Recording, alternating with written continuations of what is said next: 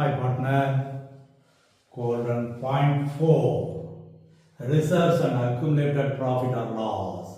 இது நம்ம admission of partner change in profit sharing ratio நிறையா பார்த்துருக்குறோம். இருந்தாலும் வேற மாதிரி ட்விஸ்ட் பண்ணி எப்படி கொஸ்டின் கேட்கலாம் அதை பாரு. இப்போ பேலன்ஸ் ஷீட்டில் general reserve, workmen compensation reserve, employees provident fund 3 இருக்குது. இதில் employees provident fund outsiders liabilities அதை தொடக்கூடாது. இந்த 2 ரிசர்வ் தான் எல்லா பார்ட்னருக்கு உரியது.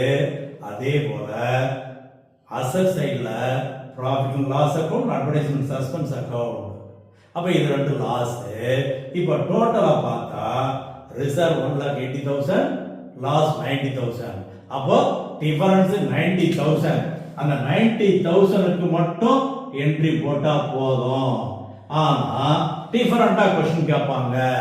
எப்படி பாஸ் நெசசரி ஜர்னல் என்ட்ரிஸ் கேட்டாங்கன்னா இந்த 2 என்ட்ரி, அதாவது ரிசர்வ ஓல்ட் ரேஷியோல ட்ரான்ஸ்ஃபர் பண்ற ஒரு என்ட்ரி, லாஸ ஓல்ட் ரேஷியோல ட்ரான்ஸ்ஃபர் பண்ற ஒரு என்ட்ரி தனித்தனியா கொடுத்துரு.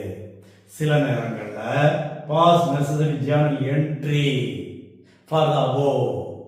அப்போ பெரும்பாலும் இதுதான் வரக்கூடியது, நம்ம கேபிட்டல் அக்கௌண்ட்ல டிரான்ஸ்ஃபர் பண்ணக்கூடியது. Single entry, 2 reserve debit, 2 loss credit, balance அமௌண்ட்டை கேபிட்டல் அக்கௌண்ட் கொடுத்துடுறோம். இப்ப இதுல அடுத்து எப்படி கேட்கலாம் அப்படின்னு சொன்னா, X and Y decided to maintain the book amount as it is. book amount as it is னா ரிசர்வ் லாஸ் எல்லாம் அப்படியே இருக்கட்டும். அப்போ ரிட்டையர்ட் ஆகிறவர் இசட், அவருக்கு இதுல எதுவும் கொடுக்க வேண்டாமா? கொடுக்கணும். இதை நம்ம சேஞ்ச் இன் ப்ராஃபிட் ரேஷியோல அட்ஜஸ்ட் பண்ணது. அப்போ எப்படி அட்ஜஸ்ட் பண்ணது? இப்போ நம்ம சொன்ன மாதிரி 90,000 ரிசர்வ் எக்ஸஸ் இருக்கு. அப்ப இந்த 90,000ல Z குறியது எவ்வளவு? That is 90,000 1/6 அவருக்குரியது. அப்ப Z குறியது 15,000.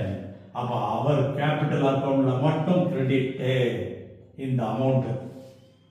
Z capital account credit சைடுல 15,000. இத ரிமைனிங் பார்ட்னர் கெய்னிங் ரேஷியோல டெபிட் பண்ணணும். இப்ப கெய்னிங் ரேஷியோ நியூ ரேஷியோ எதுவும் கொடுக்கலனா old ratio is also the gaining ratio, that is 3:2. இதுதான் நியூ ரேஷியோ, இதுதான் கெயின் ரேஷியோ வச்சுக்குவோம். அப்ப பிரச்சனை இல்லை. இந்த 15,000 3:2 அடிப்படையில் பிரிச்சோம்னா X capital debit, Y capital debit, that is 9,000 6,000.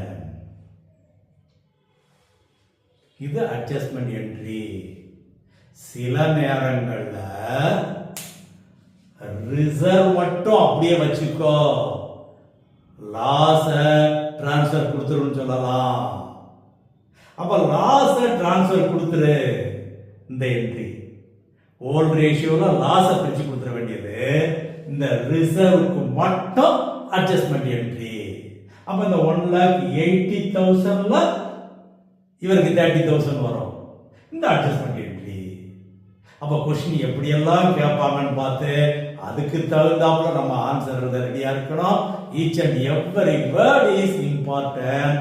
கவனமா படிச்சு என்ன கொஸ்டின் பண்ணிருக்காங்களோ அதை கரெக்டா பண்ணு. Okay okay boys, I like you partner.